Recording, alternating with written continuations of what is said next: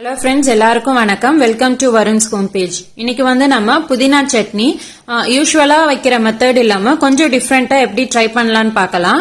அதுக்கு முன்ன இன்னும் இந்த சேனலை சப்ஸ்கிரைப் பண்ணலனா சப்ஸ்கிரைப் பண்ணிக்கோங்க. அப்பதான் நான் போற வீடியோஸ்க்கான நோட்டிபிகேஷன்ஸ் ரிசீவ் ஆகும். வாங்க இப்ப வீடியோக்குள்ள போலாம்.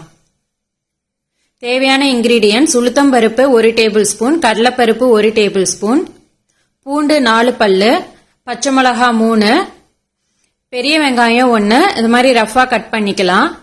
தக்காளி 2 அதையும் வந்து இது போல ரஃபா 4 கட் பண்ணி வச்சுக்கலாம். தேங்காய் 2 டேபிள் ஸ்பூன், புளி சின்ன நெல்லிக்காய் சைஸ் அளவுக்கு 2 இது மாதிரி எடுத்து வச்சுக்கலாம். கொத்தமல்லி 1 கைப்பிடி அளவு, புதினா 1 கைப்பிடி அளவு. ஃபர்ஸ்ட் ஒரு பேன் வச்சு அதுல வந்து ஒரு 3 டேபிள் ஸ்பூன் எண்ணெய் ஊத்திக்கலாம். நான் வந்து கடலை எண்ணெய் தான் சேர்த்திருக்கேன். எண்ணெய் சூடாகவும் உளுத்தம் பருப்பு கடலைப்பருப்பு சேர்த்து இதை வந்து கொஞ்சம் கோல்டன் கலர்ல ஃப்ரை பண்ணி விடலாம். கோல்டன் கலர்ல ஃப்ரை ஆனதும் இது கூட வந்து நிறைய எடுத்து கட் பண்ணி வச்சிருக்கிற வெங்காயம், பச்சை மிளகா, பூண்டு இதை போட்டு வதக்கி விடலாம். இந்த வெங்காயம் வந்து டிரான்ஸ்பரண்ட் ஆகணும், கண்ணாடி பதத்துக்கு வரணும், அந்த அளவுக்கு நம்ம வதக்கி விடுவோம்.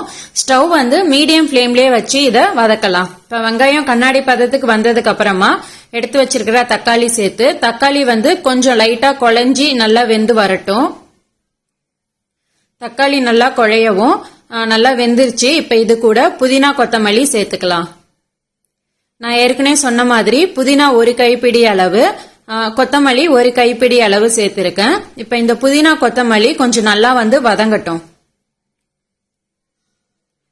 புதினா கொத்தமல்லி இந்த வெங்காயம் தக்காளியோட கொஞ்சம் நல்லா மிக்ஸ் ஆகி நல்லா வதங்கட்டும். அதுவரை இதை கொஞ்சம் நம்ம வதக்கி விடலாம். இப்ப புதினா கொத்தமல்லி நல்லா வதங்கிருச்சு. அது கூட எடுத்து வச்சிருக்கிற 2 டேபிள் ஸ்பூன் தேங்காய், அப்புறம் புளி இது ரெண்டையும் போட்டு ஒரு கொஞ்ச நேரம் வதக்கி விடலாம். தேங்காய் சேர்த்ததுக்கு அப்புறம் ரொம்ப நேரம் வந்து நம்ம வதக்கி விட வேண்டியதில்லை. ஒரு நிமிஷம் வதக்கி விட்டா போதும். இப்ப நமக்கு தேங்காய் போட்டு 1 நிமிஷம் வதக்கியாச்சு.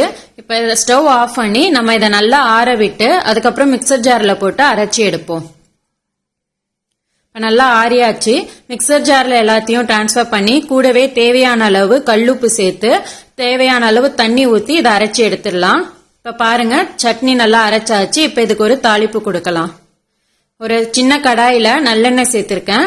இப்ப எண்ணெய் சூடாகவும் நம்ம வந்து கடுகு, சீரகம் போட்டு பொரிய விட்டு அதுக்கப்புறம் கொஞ்சமா வந்து உளுத்தம்பருப்பு, காஞ்ச மிளகாய் 2 இதெல்லாம் சேர்த்து கொஞ்சம் நல்லா ஃப்ரை பண்ணி விட்டுடலாம். அதை அப்படியே சட்னியில டிரான்ஸ்பர் பண்ணிடலாம். இப்ப பாருங்க நமக்கு இது ரொம்ப சூப்பரான புதினா சட்னி ரெடி ஆயிடுச்சு.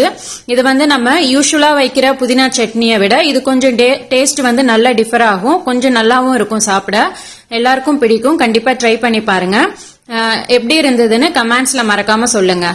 இன்னும் இந்த சேனலை சப்ஸ்கிரைப் பண்ணலன்னா சப்ஸ்கிரைப் பண்ணிக்கோங்க.